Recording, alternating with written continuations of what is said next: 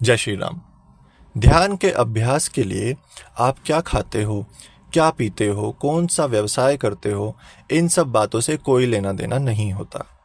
आपको केवल बस अपनी दिनचर्या सुधारने की ज़रूरत होती है और ये काम आप अपनी सुविधा के अनुसार कर सकते हो। जो भी बुराई आपके आत्मा के अंदर होगी, आपके व्यवहार के अंदर होगी, वो अभ्यास करते करते खुद ही छूट जाएगी। अब मैं आपको एक उदाहरण देता हूँ कि मान लो आप चाय बनाने जा रहे हो। अब चाय बनाने के लिए ये तो कहीं नहीं कहा है कि आप बिल्कुल सुबह सुबह उठो। आप अपनी नित्य क्रियाएं से मुक्त होकर अपने इष्ट को धूप अगरबत्ती देकर आप चाय अपनी सुविधा के अनुसार बना सकते हो। उसी प्रकार ध्यान के अभ्यास के लिए कोई बंधन नहीं है, आप स्वतंत्र हो, लेकिन प्रसन्नता के साथ ध्यान करना सीखो। अब ध्यान करने की जो ये क्रिया है, इसकी शुरुआत कैसे करें? आपको क्या करना है, ऊनी कंबल को मोड़कर इसे इस प्रकार समतल बिछा लेना है कि आप उस पर आराम पूर्वक बैठ सको। बदन का कोई भी हिस्सा भूमि के संपर्क में ना हो। आपके अंग कंबल के आसन पर ही टिके हुए हों। आराम से पद्मासन में बैठो। अगर पद्मासन में नहीं बैठ सकते तो सुखासन में बैठो। दोनों हथेलियों को गोद में रखो।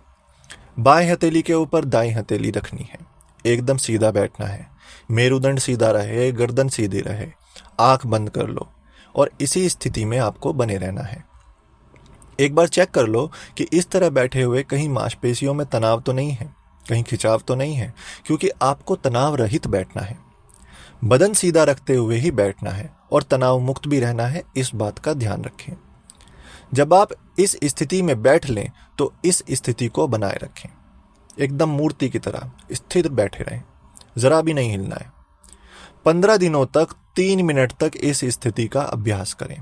3 से 4 मिनट, ये आपको 2 हफ्ते, 1.5-2 हफ्ते तक करना रहेगा। उसके बाद 10 सेकंड प्रति 3 दिन पर अभ्यास को बढ़ाते रहें और जब 15 दिन तक पहुंच जाएं तो कुछ बातों पर अब आपको ध्यान देना है। जब शरीर की स्थिरता का अभ्यास बढ़ेगा तो मन भी धीरे धीरे स्थिर होना आरंभ हो जाएगा। इस बीच कुछ साधकों को नींद आ सकती है, लेकिन नींद को आने नहीं देना। सजगता बनाए रखो अपनी।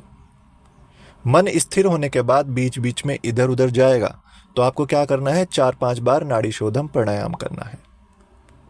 और नाड़ी शोधन प्राणायाम भी उत्तम प्रकार का हो।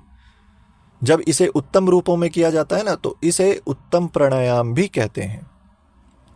अब इस प्रक्रिया में अगर आप 4 सेकंड में एक गहरा सांस लेते हैं तो सांस को अंदर ही 16 सेकंड के लिए रोकना होता है, जिसे हम कुंभक कहते हैं, और तब धीरे धीरे 8 सेकंड में छोड़ना है। 4 सेकंड में लेना है, 16 सेकंड तक रोकना है और 8 सेकंड में छोड़ना है। ठीक है? सांस लेना, रोकना, छोड़ना, ये सब एक लय में ही करना होगा। ये रेशियो है 4, 16 और 8 का। इसे कर लेने के बाद पुनः आप ध्यान की स्थिति में बैठना है। लेकिन ध्यान रहे, जब शरीर की स्थिरता का अभ्यास होता है तो मन की स्थिरता का अभ्यास भी खुद ही होने लगता है।